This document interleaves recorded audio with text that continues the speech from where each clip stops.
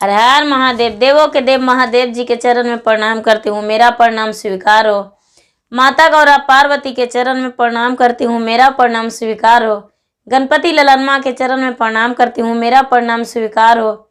सभी गुरु भाई बहनों के चरण में प्रणाम करती हूँ, मेरा प्रणाम स्वीकार हो। माता पिता के चरण में प्रणाम करती हूँ, मेरे प्रणाम स्वीकार हो। गुरु भाई बहन, मैं एक कथा सुनाने जा रही हूँ, इस कथा को पूरा सुनिए और रहस्य जानिए। आधी नहीं, आधी सुनने में शिव गुरु का अपमानित होती है, पूरा सुनने में ज्ञान होती है। इसलिए कथा को पूरा सुनिए और रहस्य जानिए। हर हर महादेव, घर घर महादेव। गुरु भाई बहन, बहुत पुराने जमाने का बात है कि एक राजा थे और एक रानी थी।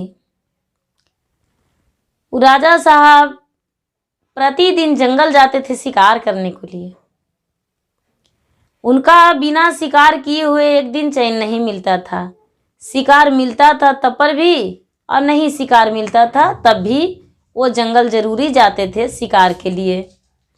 उन्हें मनोरंजन सिर्फ शिकार ही था और प्रजावासियों से बहुत प्यार करते थे। राजा साहब का 6 पुत्र और एक पुत्री थी। 6 पुत्र एक पुत्री थी।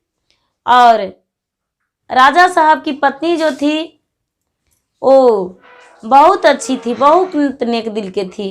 अपने बच्चों से बहुत प्यार करती थी, बहुत प्यार करती थी। और जहाँ भी रहती थी वो अपने बच्चे के साथ ही रहती थी। उसे लगता था मेरा बच्चा ही मेरा जीवन है। जैसे दुनिया में सारी माँ सोचती है कि मेरा बच्चा ही मेरा संतान है, सहारा है, संसार है, उसी तरह वो भी चाहती थी। तो एक दिन का बात है कि जब राजा साहब शिकार खेलने वन में गए, जंगल में गए, तो खेलते खेलते शिकार करते करते करते करते करते करते बहुत दूर चले गए। बहुत दूर चले गए तो राजा साहब का बहुत जोरों से प्यास लग गया। प्यास लग गया तो राजा साहब सोचे कि अब इस जंगल में मेरे पास तो पानी खत्म हो चुका है, दोपहर का समय है, अब कहाँ पानी खोजे। वो देखने लगे अपने घोड़े पर सवार होकर ऊंचा से, तो नहीं पता चला। एक वृक्ष में अपने घोड़े को बांध दिए और घोड़े को बांधकर और वृक्ष पर चढ़कर और देखने लगे तो देख रहे हैं कि एक झोपड़ी दिखाई दे रहा है। एक झोपड़ी दिखाई दे रहा है तो ये राजा साहब उसके पास चले गए। उसके पास चले गए और जाकर बोले कि हमें पानी मिलेगा। उसमें एक बुढ़िया रहती थी, वो बोली कि हाँ पानी मिलेगा। राजा साहब को बुढ़िया पानी पिला दी। पानी पिलाकर और बैठने को लिए दे दी। बैठने को लिए दे दी। राजा साहब बंद गए, बैठ गए। और जब राजा साहब बैठ गए तो ये बुढ़िया बोली कि देखिए, हम आपको यहाँ से जाने नहीं देंगे किसी कीमत पर। राजा बोले क्यों और कैसे? तो राजा बुढ़िया जो थी वो जादूगरनी थी। अपने जादुई से राजा को पूरा हाथ पैर बांध के और वहाँ पे छोड़ दिए और बोले कि जाइए, अब किधर जाइएगा। राजा साहब को कोई समझ में नहीं आने लगा। अब कह रहे हैं कि मेरा तो जान चला जाएगा। बुढ़िया से पूछे, भाई मेरे पैर हाथ क्यों बांध दिए, बताइए। वो बुढ़िया बोली, पहले राजा साहब शर्त मंजूर कीजिए। राजा बोले क्या शर्त है, हमें बता दीजिए। बुढ़िया बोली, मेरा एक बेटी है, उससे आपको शादी करना होगा। राजा साहब बोले नहीं, आपको शर्त हम नहीं मान सकते हैं। मेरा 6 पुत्र और एक कन्या और पत्नी पहले से है। भला हम आपके कन्या से शादी किस रूप से कर सकते हैं? आपकी कन्या की तरह तो मेरा कन्या है, हम आपको कन्या से शादी नहीं कर सकते हैं। बुढ़िया बोली जब आप नहीं शादी कीजिएगा तो इस जंगल में कोई देखने वाले नहीं हैं। आपको इसी जगह पे हम मार काट के गहवारे भर देंगे। ये बुढ़िया बोली। तब राजा को दिल खटकने लगा। राजा सोच रहे हैं यदि हाँ नहीं बोलेंगे तो इस जंगल में सचमुच में कोई देखने वाले नहीं है। मुझे जंगल में कौन देखने आएंगे। भोरे उठी उठी रानी जोई आसवाजी,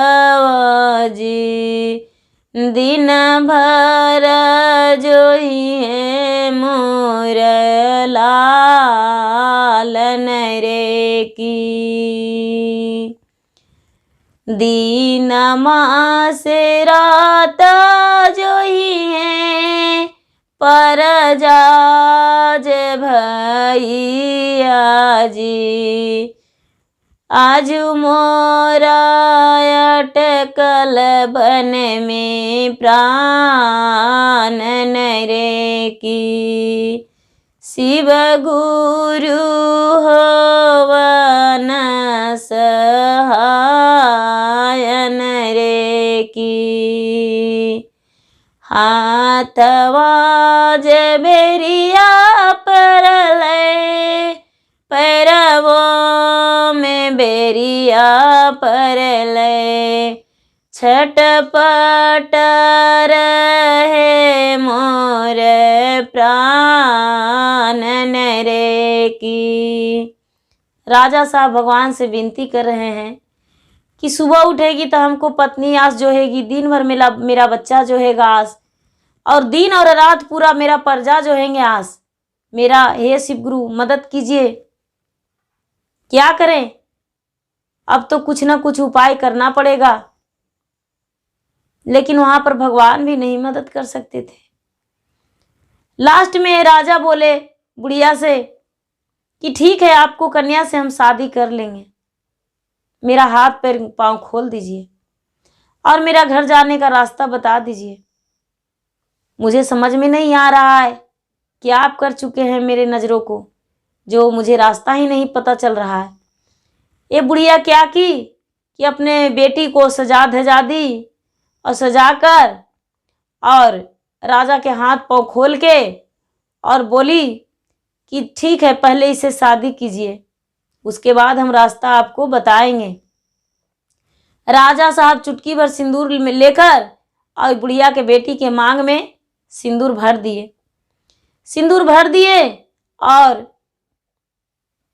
डोली सजाकर ले गए अपने पत्नी बनाकर। बुढ़िया रास्ता बता दी, पत्नी बनाकर ले गए।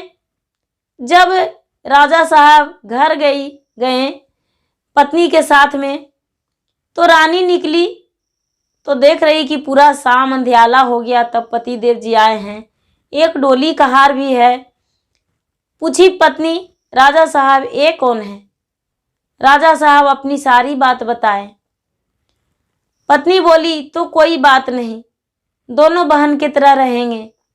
आपका जान मुश्किल में फंस गया तो आपका जान से बड़ा कुछ भी नहीं है, कोई दिक्कत नहीं, आप शादी ही करके ले आए तो इससे हम दुखी नहीं हैं।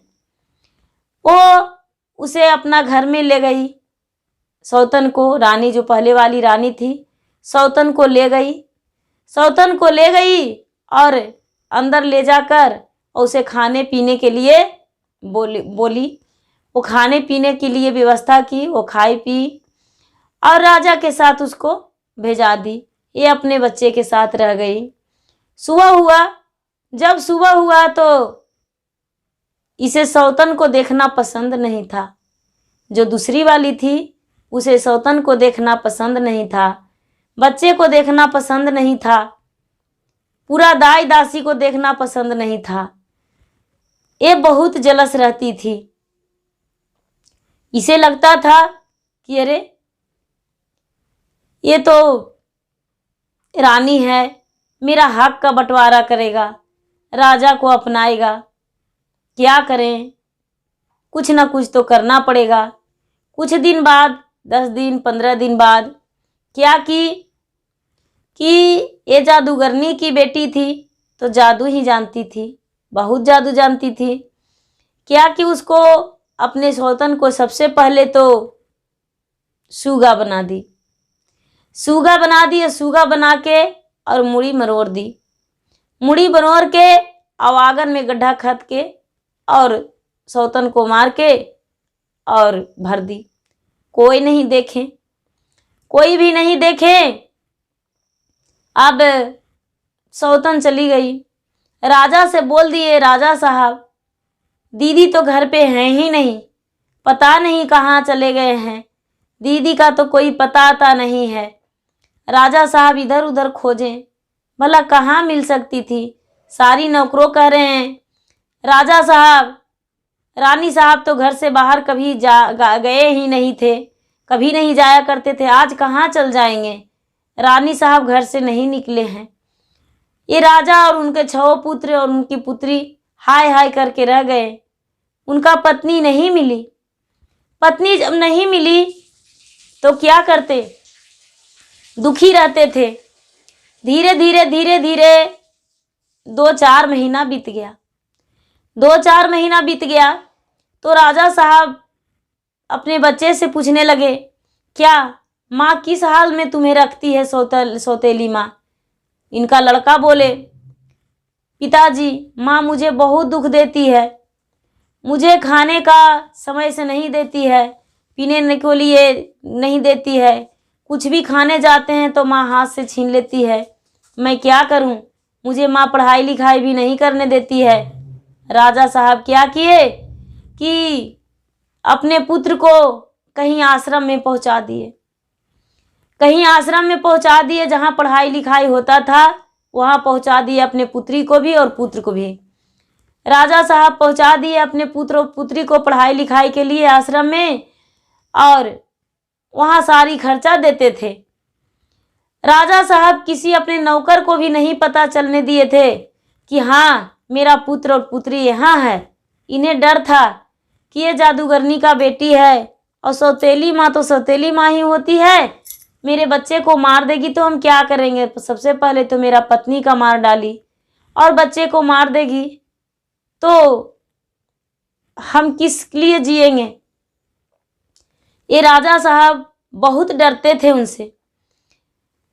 कुछ दिन उनका, साल 6 महीना, 1 साल ऐसे करके बच्चा जब वहाँ रह गया तो ये कहने लगे अपने पति से कि राजा साहब 6 बेटा और बेटी कहाँ हैं, आप नहीं लाते हैं घर पे, अच्छा नहीं लगता है घर। ये बोले कि अरे रहने दीजिए, जहाँ भी है वहाँ वो रह रहा है, उससे हमको कोई मतलब नहीं है। राजा साहब जाते थे, खर्चा दे देते थे और घर नहीं लाते थे, कोई पर्व त्योहार में भी घर नहीं लाते थे। एक दिन ये नौकर से बोली छोटी वाली रानी कि सुनो, राजा कहाँ जाते हैं, कहाँ घूमते हैं, पूरे ख्याल रखना राजा को, राजा को पीछे पीछे चलना होगा तुम्हें, हम बहुत सारे तुम्हें धन देंगे। नौकर जो था वो राजा को पीछे पीछे घूमने लगा, राजा को पीछे पीछे घूमने लगा, जहां भी राजा जाते थे वहां जाता था।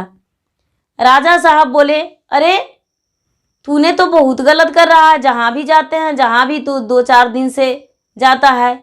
बोलो क्या बात है। बोले राजा साहब अब आपका बुढ़ापे का सहारा समय आ गया है, कहीं गिर पर जाइएगा तो मुश्किल हो जाएगा, इसलिए आपके साथ हम चलते हैं आपके मदद के लिए। राजा साहब सोचे ठीक है, अच्छा की बात है, कोई बात नहीं, बहुत अच्छा बात है। राजा साहब अपने बच्चे से मिलने गए, अपने बच्चे से मिलने गए तो ये जो नौकर था वो देख लिया और आकर छोटी वाली रानी से बता दिए। तो छोटी वाली रानी बोले, अच्छा कोई बात नहीं, हम चल जाएंगे और इसका हिसाब लगा देंगे। उस आश्रम में छोटी वाली रानी गए तो राजा साहब मना कर दिए थे कि कोई भी आएगा तो मिलना मत। कानों का ना तुम्हारा माँ का भनक नहीं मिलना चाहिए। वहाँ माँ पहुंची और 6 कमीज लेकर पहुंची अपने सौतेले बेटे के लिए और एक फ्राक ले ली थी। लेकिन वो जो बच्ची थी वो माँ से मिलने नहीं आई।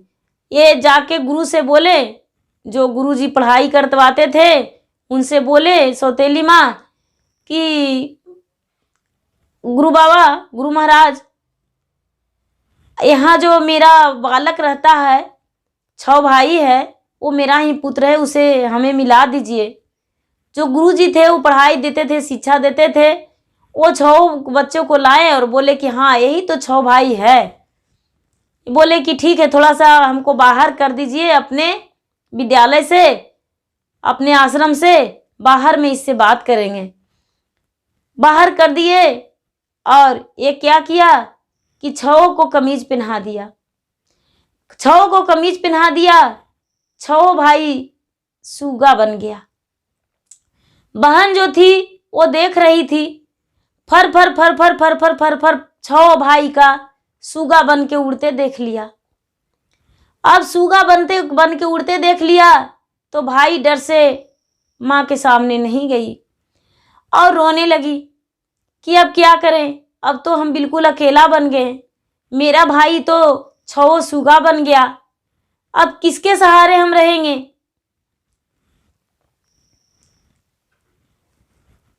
मैया मोरा मारी गईले, पिता मोरा आश्रम धइले।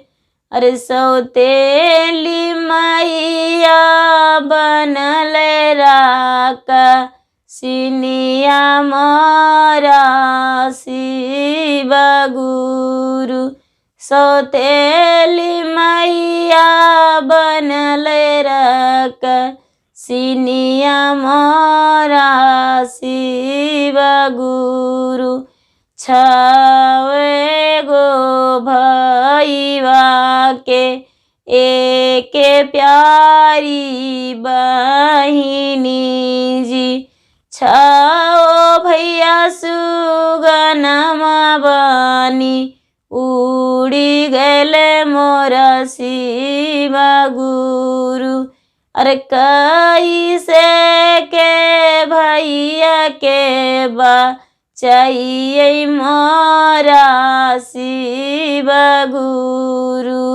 हाथवा तोरा जोड़ियो शिव गुरु, मिनती तोरा करियो जी। अरे सोने के मंदिरवा हम बनाए वो मोरा शिव गुरु। भैया मोरा देहुलऊ टाई मोरा शिव गुरु। बेचारी बहन जो थी वो रोने लगी, भगवान से प्रार्थना करने लगी कि भगवान हम कहाँ रहेंगे, मेरे पिताजी दूसरा विवाह कर लिए हैं, मेरे पिताजी को भी नहीं समझती है, मेरे माँ कहाँ चली गई, मर गई, हर गई। मेरे भाई जो है इसको 100 का सूगा बना के माँ उड़ा दी, अब हम कैसे अकेले रहेंगे। वहां से 6 का सूगा बना के सौतेली माई लौट गई और रात्रि के समय में राजा साहब मिलने गए आश्रम में। जब आश्रम में मिलने गए तो लड़की जो बच्ची थी राजा साहब के पुत्री, वो आके अपने पिता में लटक के और रोने लगी और बोली पिताजी माँ आई और माँ 6 भाई का कमीज पहनाई, 6 भाई सूगा बन के उड़ गया। बोले अच्छा ऐसा, तो हाँ। बोले कि अब कहाँ ढूंढेंगे हम। लड़की बोली पिताजी जब तक कल मेरा भाई नहीं लौटेगा तब तक हम इस आश्रम में नहीं रहेंगे, हम अपने भाई को खोजने जाएंगे। उसके पिता बोले कहाँ तू खोजने जाओगी। लेकिन पिताजी हम खोजेंगे। क्यों नहीं खोजेंगे। उस दिन राजा साहब भी उसी आश्रम में रह गए। उसी आश्रम में रह गए। और जब सुबह हुआ तो लड़की कुछ नहीं खाई पी, कुछ नहीं खाई पी, और क्या करे बेचारी, नहीं खाई पी कुछ भी नहीं, और भूखे प्यासे रह गई, भूखे प्यासे रह गई। और वहां से राजा साहब वापस आ गए। ये जो लड़की थी वो लड़की चली गई खोजने को लिए, आश्रम से निकल के, आश्रम से निकल के खोजने को लिए चली गई, पागलों की तरह खोजने लगी। खोजते खोजते खोजते खोजते 7 रात 7 दिन बीत गया, लेकिन पता नहीं चला।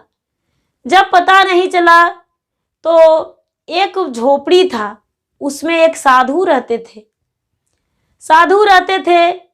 उसी झोपड़ी के पास ये लड़की गिर गई, उसी झोपड़ी के पास ये लड़की गिर गई, बेहोश गिर गई, भूखे प्यासे के मारे बेहोश गिर गई।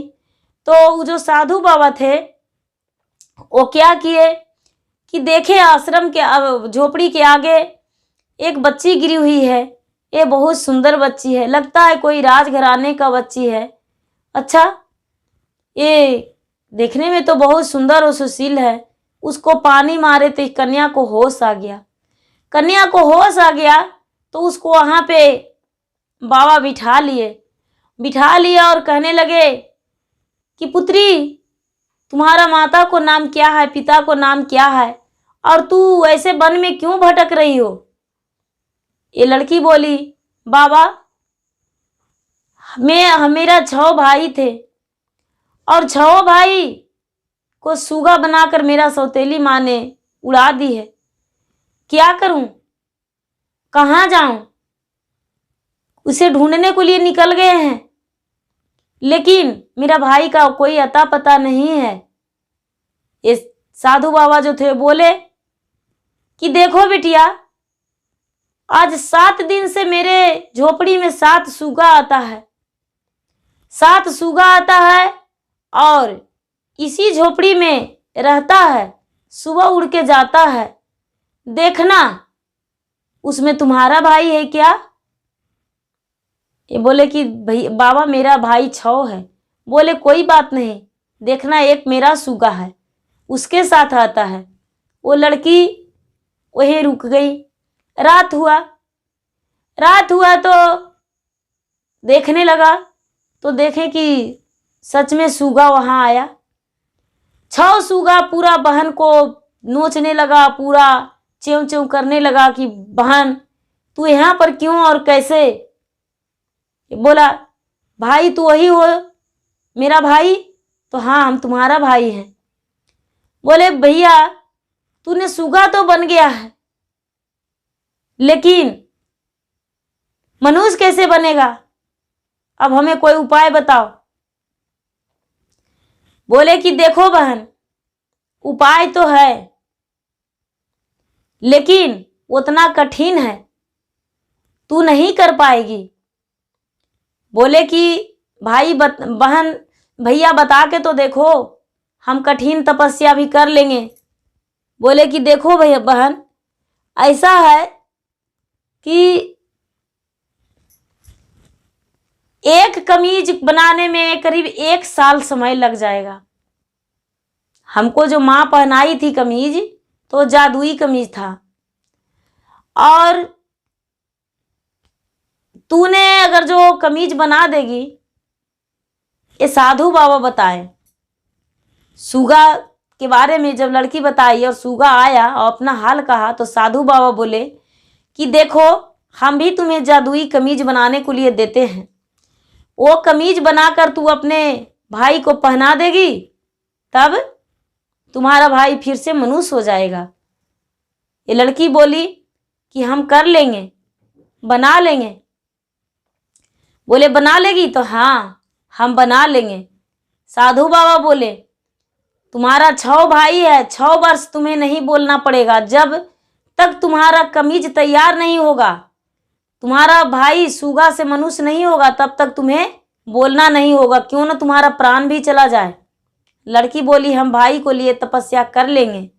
बोले ठीक है, कोई बात नहीं, जब ऐसा कर लोगी तो कर लेना। ठीक है। ये लड़की ने क्या किया कि पर्ण ले लिया कि हम कमीज बना लेंगे, और वो साधु बाबा से बोली कि ठीक है बाबा, हम बना लेंगे। लड़की के पास हाथ में कंगन था, लड़की के हाथ में कंगन था, सोने का कड़ा था। वो कड़ा को बाजार में जाकर बेच दिया, और बेचकर वो सारी सामान खरीद लिया और जंगल में बैठकर वो कमीज बनाने को लिए शुरू कर दी। कमीज बनाने को लिए शुरू कर दी तो उसी रास्ते से एक राजकुमार आ रहे